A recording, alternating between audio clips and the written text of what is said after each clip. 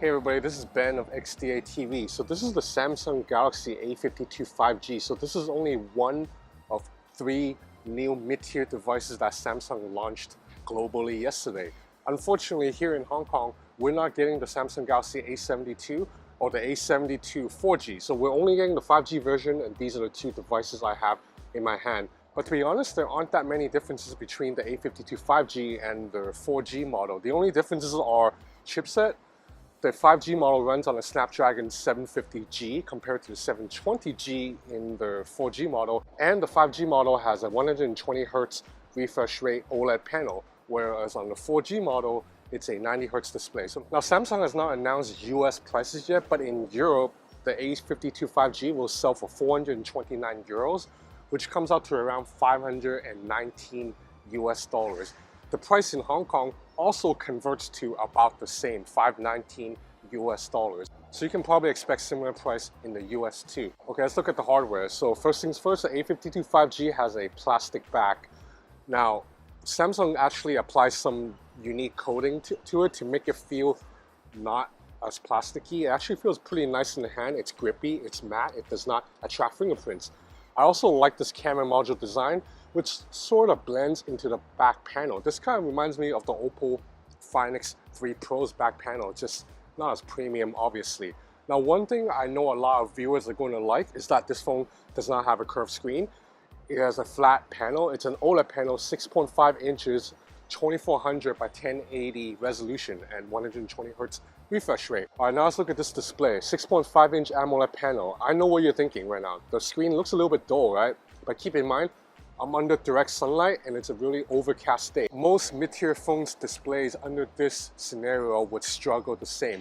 But when I step indoors, give it a little bit of shade, then the screen looks great. And you also get stereo speakers, so that makes the Galaxy A52 5G quite a good multimedia device because you have a large, blocky, mostly uninterrupted display with loud stereo speakers.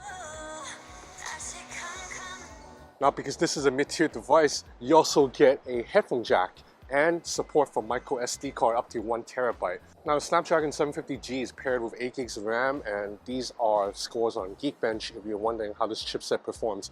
For the most part, I don't think it's going to be an issue if you're just using the phone like 99% of people in the world, going on Instagram, sending emails, sending WhatsApp, Facebook messages, Telegram, stuff like that. Now let's look at the camera system. So up top, you have a 12 megapixel ultra wide angle camera.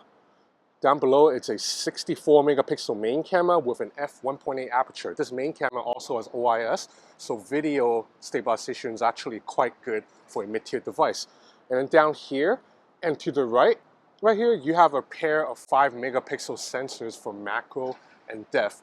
As usual with mid-tier phones, they kind of just slap on more cameras just to say they have 4 cameras in marketing. I would really look at this phone as a dual camera system. But the good news is the 2 main cameras are pretty good. The main camera does a really good job of finding dynamic range, at least in the limited sample sizes I have here. And the ultra wide angle camera, it's not going to be the best ultra wide angle camera you've seen, but I think it gets the job done. It gets a wide field of vision without distortion. You can also zoom, but it's completely digital zoom because there is no zoom lens on this phone. 2 times zoom still look fine, but 10 times zoom starts to look a little bit wonky. But again, mid-tier device, can't really expect too much. Now around the front, you have a 32 megapixel selfie camera that takes really crisp selfies. And Samsung, as usual, will apply a little bit of that beautification, skin whitening features that some people in Asia really like, but I'm just not a fan of. Now, and as the name implies, the Galaxy A52 5G also supports 5G. This one's also rated IP67 for water and dust resistance. So overall, you have a pretty polished package from Samsung. Now, is this the best value for money if you live in Hong Kong or you live in China where you have a bunch of devices from Poco, Xiaomi, Realme, stuff like that? No, this phone does not give you the best value. But in the US or in South Korea, or in other regions that may not want to use Chinese phones, the Galaxy A52 5G is probably one of the very best mid-tier devices right now. Because it's coming from Samsung, you know the software is going to be highly polished. You're going to get 4 years of guaranteed software updates. So overall, my impressions of the Galaxy A52 5G is pretty good. If I look at it from the lens of a North American or maybe someone in India, this is a big name brand that's selling you something that's very capable for under 520 US dollars. So anyway, that's about it for this first look at the Galaxy A52 5G. This is Ben for XDA TV. If you want to keep up to date with all the latest happenings with smartphones, please subscribe to XDA TV and visit us at xdadevelopers.com. Thanks for watching.